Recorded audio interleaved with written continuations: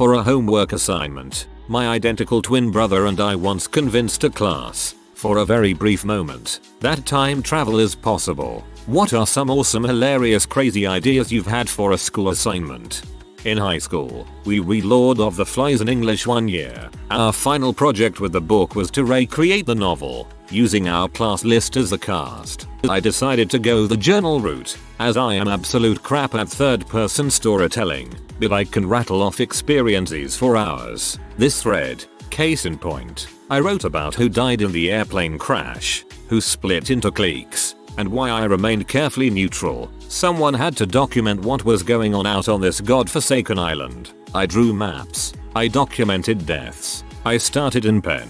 I switched to a pencil, then a Sharpie. You see, my supplies were being stolen from my shelter by the other kids. Then came my creative genius moment. About 3/4 through my tale, I took the pages outside and burned through them in strategic spots. I have never had so much fun purposefully destroying something I was going to hand in. The final page was typewritten, as I, of course, was among the survivors that were finally rescued. The teacher, most of the school considered her strict, to put it nicely, loved it, loved it. She even thanked me for letting her die peacefully. This sounds like such a great assignment. I wrote an essay on John Locke from Lost instead of the philosopher. My teacher didn't read it thoroughly, so I got a check plus. Didn't read it thoroughly equals at all. In 6th grade, our teacher told us to make some art. No further instruction. I took a styrofoam hamburger container, threw some potato chips and screws in it, then drizzled some paint on them and called it View from a Dumpster. Got an A. They put it in the school library with some of the others. When I checked on it a month later, there were 2 single-file chorus lines of ants running along the bookshelves, one leading to it and one away. The lines were easily 30 feet long, unbroken, maybe longer. It was probably the proudest I'd ever been of an assignment. On the subject of identical twins, I had a classmate who was a twin. She was totally gung-ho about schooling, always did her work, never late, etc. You know the type. Well, one day, class is proceeding like normal, when suddenly her twin walks in the door, and my classmate gets up, waves bye to the teacher and leaves, and the twin takes her place. Turns out that wasn't my classmate after all, but her twin. What had happened was that my classmate had a doctor's appointment, but didn't want to miss her perfect attendance, so she had her sister, who didn't care that much about class, fill in for her and switch. The teacher was much too impressed by the ruse to do anything about it. You'd think she'd just go to the bathroom. When I was in 5th grade, we had to do the classic science class project that involved the teacher dropping an egg off of the roof of the school, and the students designing some kind of padding parachute other device so that it could land without breaking. Just to be a dong, I decided to put my egg inside of a raw chicken that I bought from the grocery store. It totally worked. I got an A and a lecture from my teacher about salmonella. Freshman year of college, I had to give a commemorative speech in my public speaking class. This could be about a person, holiday, etc. I chose to give a speech about a holiday that someone a year ahead of me in high school had invented for a song. Pimping Hose Day. The guy liked to think he was a rapper, but he was really bad. We're talking Casio keyboard demo with some mumbles bad. This particular song was comedic gold, though, so I got up in front of the class and read off a very carefully worded speech about the oldest profession, talking about the many positive effects on communities and such. I spoke slow and clear, using very proper language, except whenever I needed to refer to pimps or hoes, I used those terms. I also made sure to mention that Pimping Hose Day is celebrated every day, except for Halloween. On Halloween, other people may be dressed as pimps or hoes, and we don't want to get confused. This was seriously discussed in the song. The class was utterly silent throughout the speech, and when I went to sat down, a solid 20 seconds went by before the teacher asked who wanted to go next. After a few more seconds of silence, someone said, "How can you go after that? I need an MP3 of that song." I rewrote the Divine Comedy so it was about old Nickelodeon cartoon characters instead of Renaissance era public figures that no one knows of before reading the footnotes. My story was complete with different kinds of detention instead of different circles of heck. different extracurriculars for different rings of purgatory, and different playground equipment for recess instead of spheres in heaven. I wish I still had a copy of it. Not my assignment, but when my best friend was taking a psychology seminar, he and his group mates decided to conduct an experiment with message and the effects it had on your brain. They decided the best way to do this was to get all of them to eat nothing but instant ramen for a week. They lasted 3 days. For a technical writing class, my group and I wrote a guide to every bar in our college town. We had to do a lot of research. Yay for identical twins, high fives. For biology, I once drank 10 cans of Red Bull to see the effect on concentration, blood pressure, and running up a staircase 10 times. I was 15 back then, and my 2 best friends helped me. We tested at 0 cans, 5 cans, and 10 cans. One of my friends ended throwing up everything after the running, and I managed to not sleep and lie in bed shivering like an ex-druggie. English class. Senior year of high school, we were told to present an analysis of a piece of music as if it were literature. We had read the Odyssey earlier in the year, and Ice Baby just sprang to mind. Turns out the 2 stories parallel each other. Rollin' in my 5.0, with my rag top down so my hair can blow. Odysseus in his ship, ears unplugged with wax. The girl is on standby, waving just to say hi. The sirens. Did you stop? No, I just drove by. Heck, no. Kept on pursuing to the next stop. The voyage continues. To Thrinacia, Calypso, etc. I busted a left and I'm heading to the next block. That block was dead. Yo. Everyone but Odysseus died. So I continued to A1A Beachfront Ave. Ithaca. Girls were hot wearing less than bikinis. Penelope. Rock man lovers driving Lamborghini. Her suitors. Jealous cause I'm out getting mine. Shay with a gauge and Vanilla with a 9. Telemachus and Odysseus stepped up and dealt with them. Got an A. Of course you did. That's a dang good job. I had to sell a product in my economics class and didn't really care about it, and the teacher didn't either. Ended up selling podiums. Used the one I was standing behind as a prototype. Had a friend of mine help me sell our latest product, the invisible podium. I knocked on the air and he knocked on his desk. It was awesome. Hello Reddit, I'm the other half my bro is referring to. To add a little context, this was for a professor who was notorious at making students cry by telling them how awful their ideas are. Very rare does the guy give out A's, let alone even smile. This was one of the first assignments I had with him, so nobody knew I was a twin and I had no clue if the teacher would get pee at me for making a mockery of his assignment. Fortunately it all worked out. Got an A on the assignment and an A in the class at the end of the semester. Thanks for helping out bro. I would appreciate it if OP confirmed this. Back in 7th grade I was assigned to draw an original Aboriginal art piece. I of course didn't care and put little to no effort on it, since the crazy art teacher usually just gave everyone A's. This time around, to my surprise, we had to do an oral presentation on our art piece and explain the deeper, underlying meaning, and she was going to record it. So of course, I had no idea what my piece meant. It was only 2 lines with a couple of dots. So I got up to the front of the class and started making stuff up. I told how the proliferation of dots represented spiritual and emotional support that existed along our lifetime and that the 2 lines represented the linearity of life which culminated in death, the area where I had forgotten to draw dots on. As life progressed, I said, the dots get less and less since you yourself have to get more and more responsibilities. I rambled on a few more minutes about the meaning of life and pointed out different sections of my deliberately drawn piece. I looked up at the end of my presentation, and to my surprise I found my art teacher crying. She stood up and started clapping. Yes, she gave me a 1-person standing ovation. She immediately went on and lectured the rest of the class that my piece was one of the greatest examples of passion that she had encountered in a middle school class, and she expected the same effort out of every single student. Later on in the week, she told me she had made copies of the video to send to the other art teachers in town and she wanted to keep my artwork in order to show to the other future art classes a magnificent example of Aboriginal art. The highest compliment a student can receive from an art teacher. I really wish I could get a copy of that tape. TL. Doctor put together a shoddy piece of artwork and made up a backstory about it on the spot, leading to a teacher crying and a standing ovation.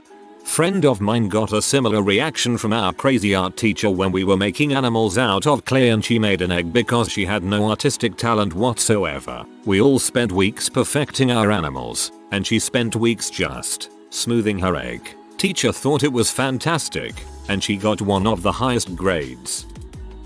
Not that awesome, but enough years have gone by that I consider this story hilarious, although it was relatively scarring at the time. In 2nd grade, I had to give a report on Mozart, skimmed an article on Encarta, remember when that was a thing, and wrote this inventive speech on his life. It said he'd been married, and also that he became very close to this Johann Christian character. Didn't realize Johann was a boy's name, and extrapolated their relationship to marriage. I figured nobody would know better anyway and my teacher would be impressed by all the clearly extensive research I'd done. False. I accidentally taught my 2nd grade class that Mozart married Bach. My mom, a teacher, brings it up to this day.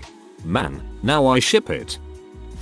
So in 5th grade or so, during class we had a discussion on how to give instructions how to write a how-to. The object was to instruct the other person you were paired with on how to do something simple. My teachers all knew I was both smart and a smart butt, and this teacher called me up to demonstrate how to make a peanut butter and jelly sandwich. They would give me the instructions and I would do it. The teacher winked at me, and I knew immediately what to do. So the teacher says, well, you just take the peanut butter and jelly and you put it on the bread, and I took the unopened bottles of PB&J and put them on top of the unopened loaf of bread. So she says you need to open them first, and I said oops and then opened them, leaving them where they were. So then she says no, you need to take some of each of the peanut butter and jelly and put them on a slice of bread. Then put the other slice on top, and I said well why didn't you say so, and had a stroke of brilliance in which I just shoved my hand into each of the containers and took a giant fist full and smeared them on the bread so they were both dripping with stuff. She facepalms and says you were supposed to use a knife, and I said well, you should have said so. I ended up getting to eat that massive sandwich while everyone else had to do other work because I had so perfectly demonstrated her point on being very detail oriented.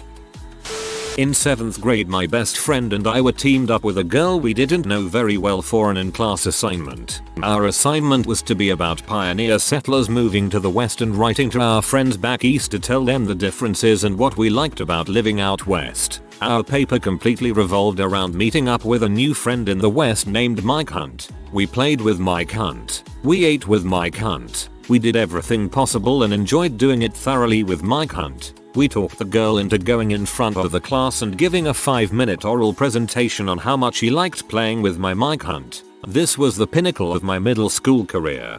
My 8th grade math teacher's name was Mike Hunt. He chose the wrong profession. Did a Lit 101 essay on Dungeons and Dragons as an example of structuralist theory. Recorded the same adventure with the same characters and different players, then compared how the narrative deviated. This was before organized play was even a thing. Once I heard about Living Greyhawk and similar campaigns, I wished fervently for that kind of sample size. There was an interview a few years ago with Vin Diesel where he said that Chronicles of Riddick was essentially a playthrough of a D&D campaign he was in. In elementary school I was talking with a new kid. I could do some weird things with my voice and said I was an alien, following up by munching on the wood off my pencil. I kept this act up for days, giving various facts about my home planet and why I was there. At first he was no way, but by the 3rd day he was my first cult member. Did a presentation on Durex with double entendre aplenty for one of my MBA marketing classes. Got top grades for it too. Sounds like a hard presentation. I already posted, but I just remembered another one. In my freshman writing class, we had an assignment to create a portfolio of our papers from that semester. I had no idea how to do this seriously. Maybe tie a rubber band around them, I don't know. So I went completely over the top. I wrote a 2-page introduction summing up a couple themes we went over that semester, going over the top about how important these essays are and how impressed I am with myself for having written them. Then I slapped on another 2-page preface, dated 50 years in the future under a different name. pretending to a literary critic analyzing the early works of one of the great writers in history. That was one of those assignments where, after I handed it in, I started thinking maybe it wasn't a good idea to half-butt the project with something so obviously sarcastic. As it turns out, the prof thought it was hilarious, adored the concept, and gave me an A+. And that's the time I felt most like Success Kid. TLDR. Blew off assignment by writing a few pages about how fantastic I am. Professor thought it was great. In my high school physics class we were set to have a tennis ball launching competition. The team that built the tennis ball launcher with the highest distance to mass ratio would be the winner. Most teams reused the catapult from the egg drop competition to get a high distance, but my team had the brilliant idea of trying to drastically reduce the mass of the launcher. We ended up building a tiny ramp out of drinking straws. The tennis ball only went a couple of meters, but the launcher was so dang light that our ratio was an order of magnitude higher than the team in second place. Our ratio was so high the teacher keeping score assumed that our recorded score was a clerical error and moved the decimal place over 1. The second place team was congratulated over the intercom the next day. My teacher knew what was up and we got credit for first place, but it was still disappointing to lose out on the recognition. We had a research paper we had to write my senior year of high school in English. The task was to pick a single word in the book we were reading and write 10 pages about it. One kid turned in 10 blank pages and chose the word nothing. He received an A, and there is now a rule in this teacher's class that you cannot pick the word nothing that still exists. Emptiness, non-existence. Last summer I did an internship in Beijing with a good friend of mine. Also there was this Colombian French Canadian girl from Montreal. We convinced her that it was common for girls to have hair under their boobs, boob pit hair, much like armpit hair, and acted shocked and appalled when she informed us she didn't have any. She has been living her life believing herself to be a genetic anomaly. Now that's just mean. During my sophomore year of college, I took microbiology. As a class project, we were to break into groups and make a food that had the similar characteristics of any pathogen. My group chose the beef tapeworm as our pathogen. As the only female in the group, I was elected to make the food. For those of you unfamiliar with the beef tapeworm, when ingested, it attaches to the host's small intestine and feeds on whatever the host eats. As it grows, sections of the worm break off and leave the host's body through defecation. So, with this knowledge, I decided to make chocolate-covered chocolate cake balls, elongated to look like a turd, and put gummy worms inside each ball. In grade 11 geography my friend and I did a presentation in front of the class where we proceeded to steal things from the teacher's desk throughout the presentation. We just used some basic distraction techniques. For example, while one of us was making a large hand gesture to describe something, the other put a stapler in his pocket. We had stolen nearly every office supply item from the desk when my friend slid a huge 3-hole punch toward me as if daring me to steal it. I laughed and we ended the presentation. Around 2006, for a class where we spent a lot of time talking about celebrity worship and cults, I rewrote portions of the Bible such that Jesus was replaced with Paris Hilton. I traced her lineage back a few generations and there were parallels that made writing it extremely easy and funny. For my final project in a religion class I threw a birthday party for Buddha, baked a cake, decorated the classroom, gave out goodie bags, the works. I got an A. Sounds like my high school, except for our final project we had to perform a ceremony from any religion. Everyone picked weddings and bar bat mitzvahs and we feasted and danced for days. Once, in an effort to make my fraternal twin brother into an identical twin sister, I put him in a wig and a bra that had a tennis ball in each cup. I wouldn't have gotten away with twin hijinks and tomfoolery if he was not 6 inches taller than me. In the 7th grade, I wrote a 5-minute speech with a thesis that Hormel spam was the strongest factor behind US victory in World War II. Allied victory, you continentalist pariah. An urban legend I believe set at Harvard starts with a professor assigning a 50-page essay on what bravery is. One student turned in a 2-word essay, this is, he got an A, so it goes. Based on that last sentence, I assume he was killed by his teacher shortly afterwards. In a social studies class in grade 11 we were studying propaganda. and in groups of 4 we had to make a propaganda presentation persuading the class about a topic. We chose lowering the legal drinking age to 15. We did the first part of our presentation normally, skewed graph stats, anecdotal evidence, fake experts, etc. To finally hammer the point home, we asked the students how many have drank alcohol. Of course nobody put up their hand because the teacher was there. It was an honors class, so we asked the teacher to leave the room momentarily, which he did. We asked the question again and all but 4 kids put up their hands. So we then asked those kids if they would like to change that, and under peer pressure they all said yes. We then cracked open a beer we were using as a prop for the presentation, took out 4 cups and poured them some beer, which they drank. We cleaned up and asked the teacher to come back in. When we asked the question again, every kid put up their hands, and we said, what's the point of drinking laws if every kid has drank alcohol already? 100% grade, TL, DR, gave kids beer in class. I had an assignment that only required 6 sheets of paper. We were told to construct the tallest sculpture we could out of these 6 sheets of paper. I painstakingly worked all weekend on this project, convinced that I had done well and completely mastered this project. I brought it into class. Looking around, I noticed that other people had also mastered this project but also had other smaller sculptures with them. Panic set in. I had gotten so focused on the paper sculpture that I completely forgot about my Lucky Charm project. Noticing that it was raining outside, I borrowed one of my classmates' umbrella, hung it from the ceiling, drew a circle under it with a piece of chalk. The professor walked in shortly after that, and as she got to my piece she looked a little dumbfounded. Thinking on my feet, I explained to her that my Lucky Charm works by keeping all the bad luck from raining on you when you stand underneath the umbrella. She bought it and I got the A. TLDR. Hung an umbrella up for a sculpture class and got an A for thinking on my feet.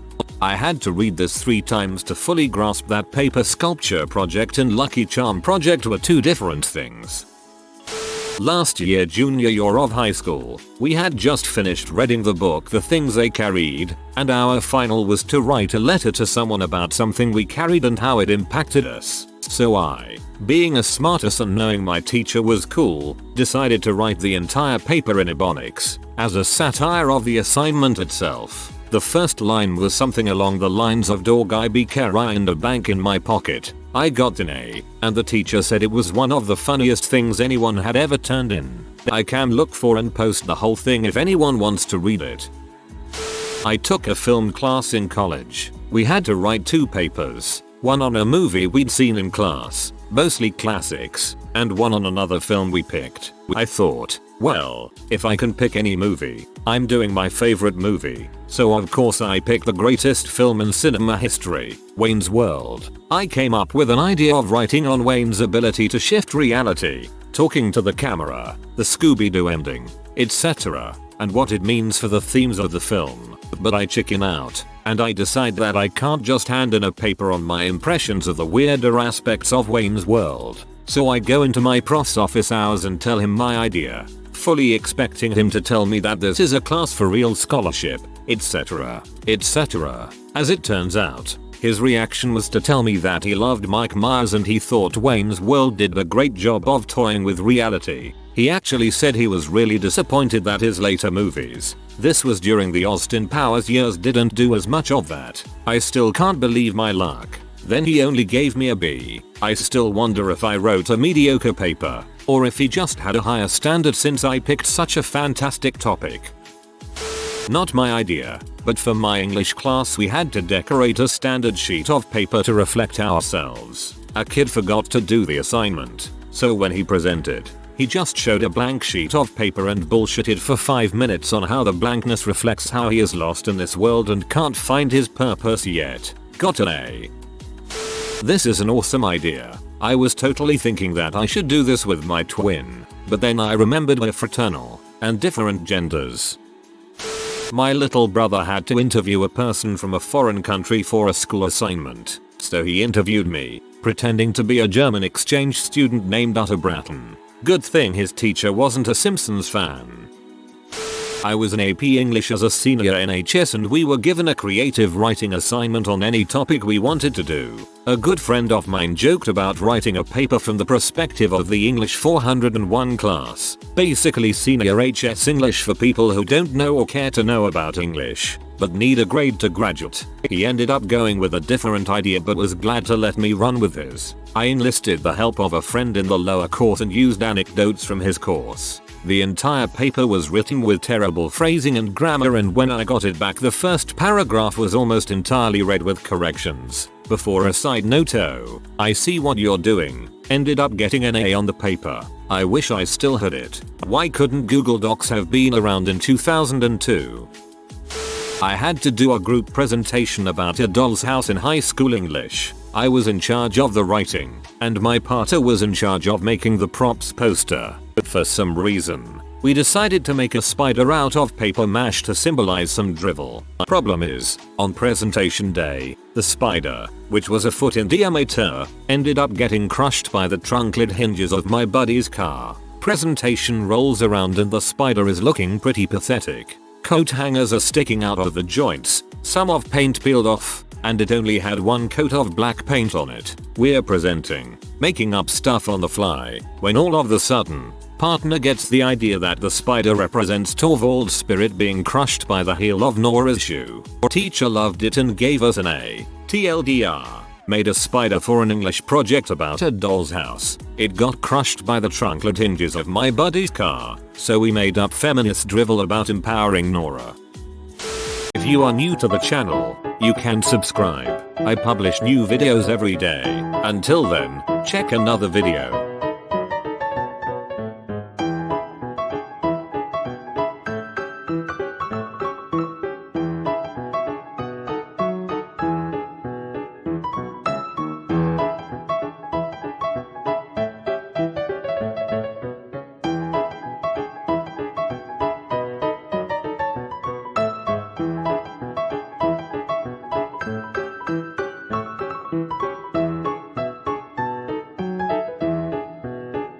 Bye for now.